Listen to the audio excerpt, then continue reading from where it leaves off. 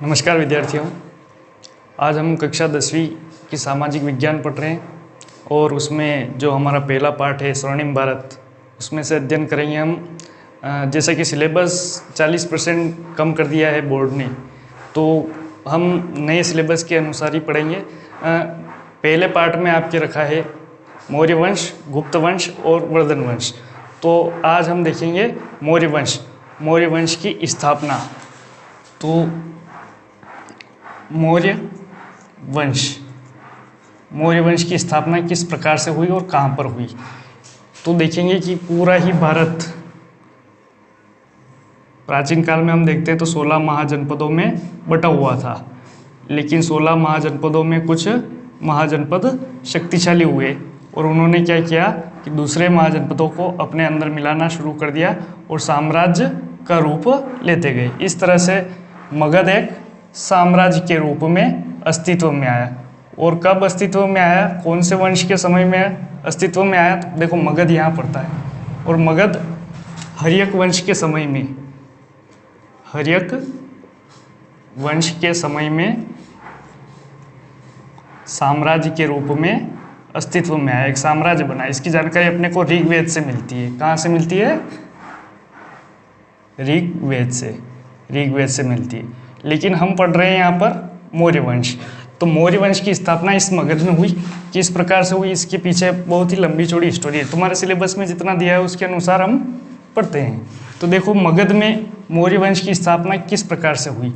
तो देखो उस समय ये पाकिस्तान भी उस समय भारत में था और अफगानिस्तान का हिस्सा भी सम्मिलित था। ये बांग्लादेश है, ये भी भारत में था। ये नेपाल, ये भूटान। तो देखो क्या हुआ कि यहाँ पर है तक्षशिला। तक्षशिला उस समय का एक विश्वविद्यालय था और उस तक्षशिला विश्वविद्यालय के जो आचार्य थे, उनका नाम था चाणक्य। इनको हम कौटिल्य भी कहते हैं, कौटिल्य। और एक और नाम इनका विष्णुगुप्त। आचार्य चाणक्य, कौटिल्य या विष्णुगुप्त, ये एक ही व्यक्ति का नाम है। तो यहाँ पर पड़ता है तक्षशिला। तब हुआ क्या, उस समय में ये हर्यक वंश के समय में मगध एक साम्राज्य के रूप में अस्तित्व आया। लेकिन बाद के समय में यहाँ पर नंद वंश का शासन था। कौन से वंश का? नंद वंश का शासन था। अब नंद वंश के एक विलासी राजा, कैसा राजा? विलासी राजा,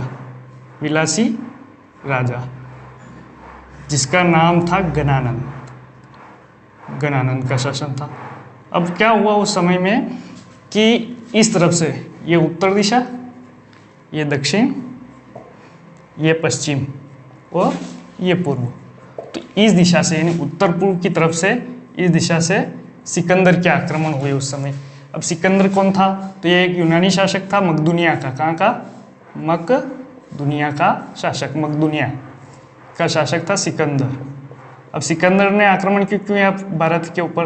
क्योंकि ये विश्व विजेता बनना चाहता था, पूरे विश्व को जीतकर एक विश्व विजेता बनना चाहता था। इसने इसलिए भारत पर भी आक्रमण किया। तो इस दिशा से, उत्तर पश्चिम की दिशा से भारत पर आक्रमण होने लगी। तो यहाँ तक्षशिला के जो चाणक्य आचार्य जो थे, वो सभी राजाओं के पास मदद मांगते हुए यहाँ गए। तो मगध में भी गणानंद के पास गए और सहायता मांगी कि आप हमारी सहायता कीजिए। लेकिन गणानंद ने चाणक्य की सहायता नहीं की और उल्टा अपमान किया। तो ये यहाँ से वापस चले गए। लेकिन रास्ते में जंगलों में इनको एक व्यक्ति मिला, एक बच्चा मिला, जिसका नाम था चंद्रगुप्त। क्या नाम था? चंद्रगुप्त।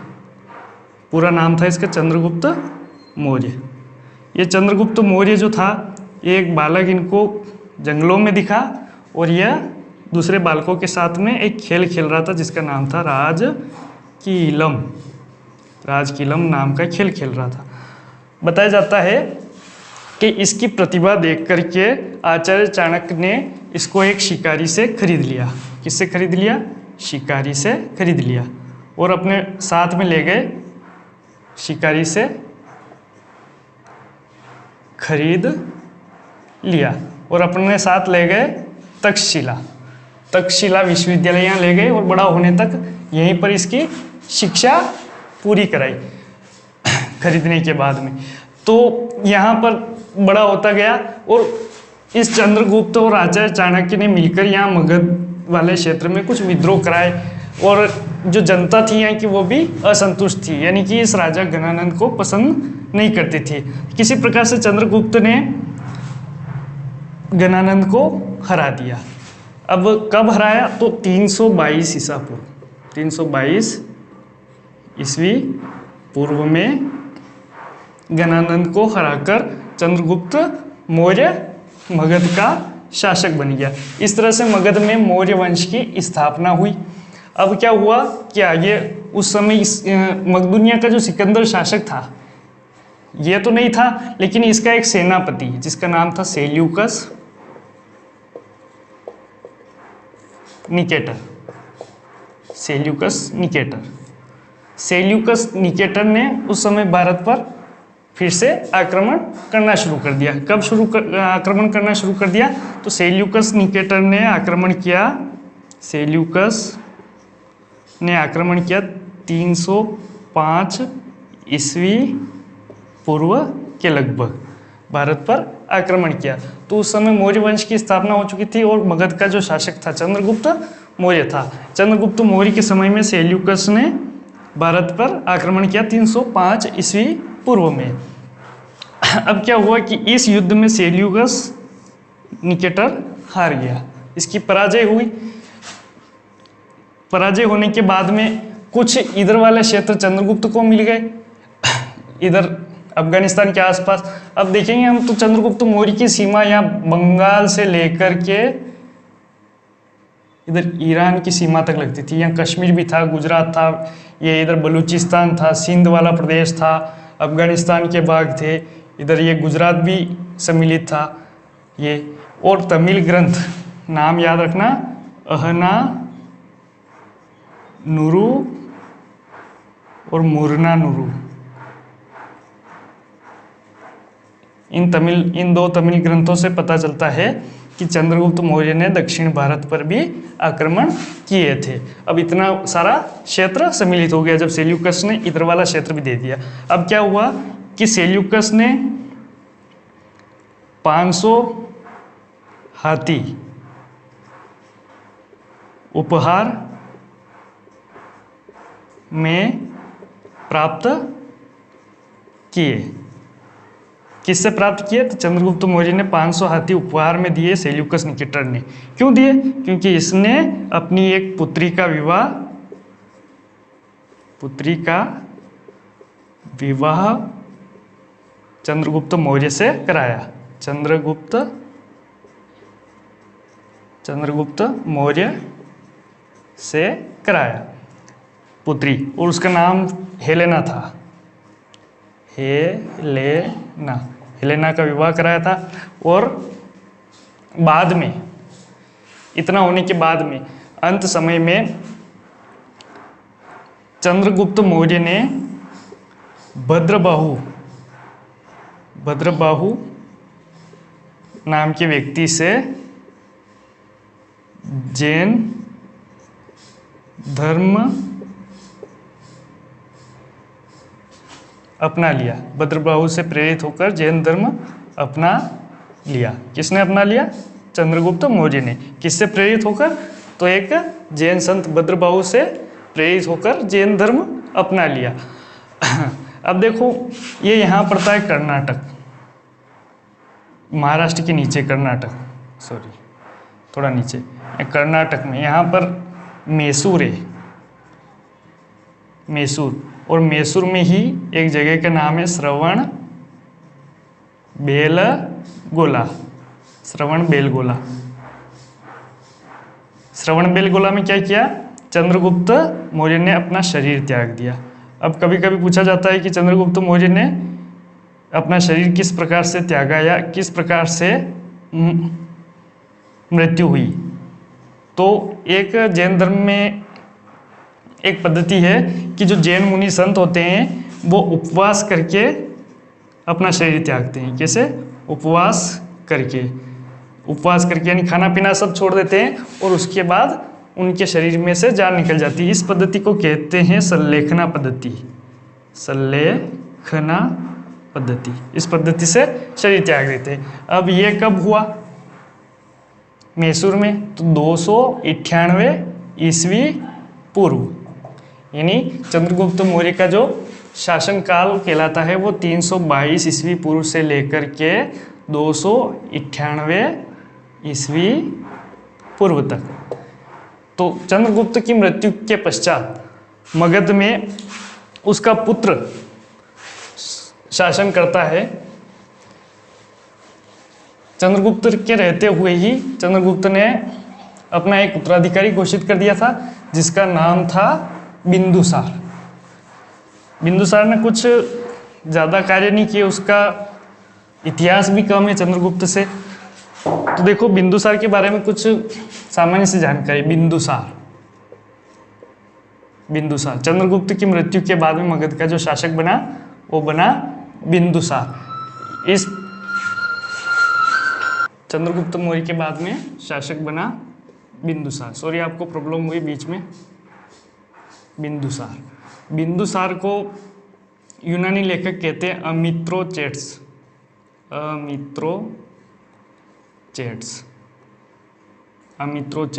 किसको कहा जाता है? बिंदुसार को। इसको सिंहसेन भी कहा गया है जैन ग्रंथों में। किसमें कहा गया है? जैन ग्रंथों में इसको सिंहसेन भी कहा गया है। देखो इसने क्या किया, बिंदुसार ने, इसकी कुछ ज़्यादा जानकारी मिलती, कुछ दक्षिण भारतीय सुदूरवर्ती क्षेत्रों को जीतकर अपने राज्य में मिला लिया। और इसके समय में तक्षशिला में यहाँ पर 2 विद्रोह हुए। कितने हुए? 2 विद्रोह हुए। 2 विद्रोह, हाँ, तक्षशिला में 2 विद्रोह हुए। इन विद्रोह को दबाने के लिए बिंदुसार ने अपने पुत्र अशोक और सुसीम को भेजा। 2 बार भेजा, एक बार अशोक को भेजा, एक बार सुसीम को भेजा। तो बिंदुसार के समय में तक्षशिला में 2 विद्रोह हुए। एक बार अशोक को भेजा विद्रोह को दबाने के लिए, एक बार सुसीम को भेजा। हाँ, अब देखो इसके राज दरबार में मिस्र का शासक जिसका नाम था फिलाडेल्फस,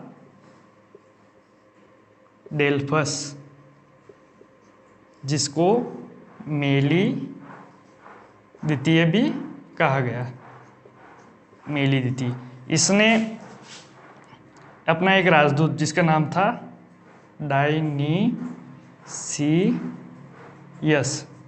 डायनीसियस नाम का अपना एक राजदूत भेजा था। और वहाँ पर हम चंद्रगुप्त के समय में पढ़ेंगे तो एक दार्शनिक जिसने सेल्यूकस ने एक दार्शनिक भेजा था जिसका नाम था मेगास्थनीज। ये किसके समय में भेजा था? चंद्रगुप्त मौर्य के समय, चंद्रगुप्त के दरबार में। किसने भेजा था? सेल्यूकस ने चंद्रगुप्त के दरबार में, और अपनी एक पुत्री का विवाह कराया था। उसी पुत्री से उत्पन्न बिंदुसार हुआ। इसको यूनानी शासक कहते हैं अमित्रोचेट्स। जैन ग्रंथों में इसको सिंहसेन कहा गया है। और इसके शासनकाल में तक्षशिला में 2 विद्रोह हुए। एक बार विद्रोह को दबाने के लिए अशोक को भेजा और एक बार सुसीम को भेजा। और मिस्र के नरेश फिलाडेल्फस मेली द्वितीय ने डायनीसियस नाम का एक राजदूत इसके दरबार में भेजा। और एक यूनान का शासक था जिसका नाम था एंटियोकस प्रथम। ये तो हो गया मिस्र। और एक यूनान से एंटियोकस प्रथम ने भी अपना एक राजदूत भेजा था बिंदुसार के दरबार में जिसका नाम था डायमेकस। तो ये 2 राजदूत, विदेशी राजदूत बिंदुसार के दरबार में आए थे। वायु पुराण में इसको भद्रसार कहा गया। एक और इसका नाम है, बिंदुसार को ही सार, भद्रसार भी कहा जाता है। और ये किसमें कहा गया? वायु पुराण में, वायु पुराण में। तो बस इतनी सी बातें बिंदुसार की, बाकी बातें अशोक की, यानी और अधिक जो जानकारी अपने को प्राप्त होती है वो अशोक के बारे में। तो अगले वीडियो में हम अशोक के बारे में पढ़ेंगे। धन्यवाद।